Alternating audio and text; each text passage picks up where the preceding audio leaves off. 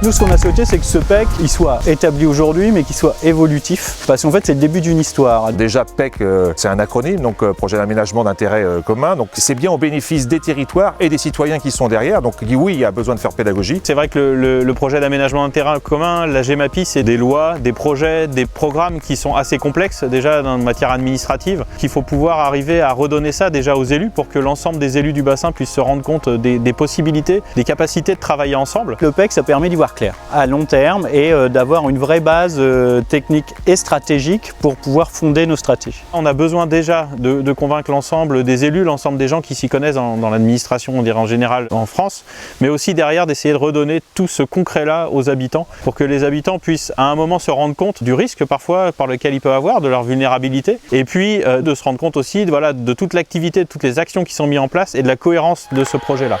On n'est pas sur des digues comme sur un fleuve qui aurait été canalisé, donc on est sur des digues qui sont des monticules de terre qui existent depuis le Moyen-Âge. Chaque EPCI s'est retrouvé responsable, autonome dans son coin sur ce sujet-là. Alors dans les EPCI, il y a les métropoles, puis il y a les plus petites EPCI. Et des fois, c'est pas parce que l'EPCI est petite qu'elle n'a pas un long linéaire de digues. La Loire ne s'arrête pas aux limites administratives de la métropole. Il faut vraiment avoir un regard cohérent sur l'ensemble du bassin, de l'amont à l'aval. L'EPL a cette vue structurée du territoire ligérien. La mutualisation permet des économies non négligeables et surtout une maîtrise des dépenses. Le partenariat choisi par la délégation permet un contrôle quand même renforcé.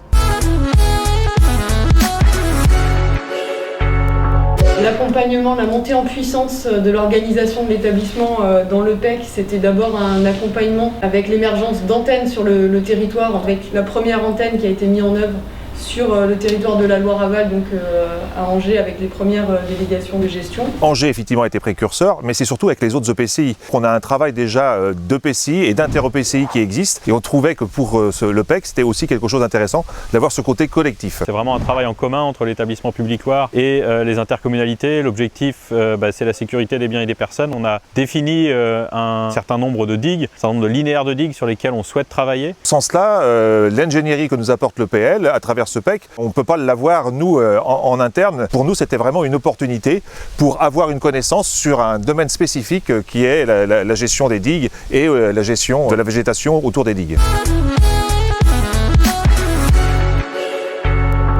L'idée, ça a été de travailler aux missions, comment est-ce qu'on allait assurer cette protection des biens, des personnes. Pour ça, on a regardé l'ensemble des missions, on a travaillé avec l'établissement public Loire pour les identifier. Donc des missions parfois d'entretien, des missions d'études. Ce qu'on attend en plus du PEC, c'est effectivement de pouvoir nous accompagner, et notamment en termes de formation par rapport à nos agents, parce qu'on a un ancrage, et le PEC le permet, un ancrage territorial, mais il y a aussi tout ce côté formation que peut nous apporter le PL, notamment sur ces fiches réflexes qui sont ici lorsqu'on va le long des digues. Mais on a besoin d'avoir cette ingénierie, donc c'est ça aussi, cette opportunité qui est intéressante sur le PEC. Je crois qu'un référent à l'EPL et un référent à Tours Métropole Val-de-Loire serait une idée acceptable et une bonne idée. C'est-à-dire que Tours Métropole deviendrait justement le lieu de coordination. Ça faciliterait les échanges et la cohérence dans nos missions, dans nos actions et dans nos interventions. L'État, quand il gérait les digues, était en quelque sorte limité par son organisation administrative, départementale, etc. Là, l'idée, c'est qu'on peut coller au territoire, puisque les collectivités, si elles en sont d'accord entre elles, peuvent faire cet exercice de coopération.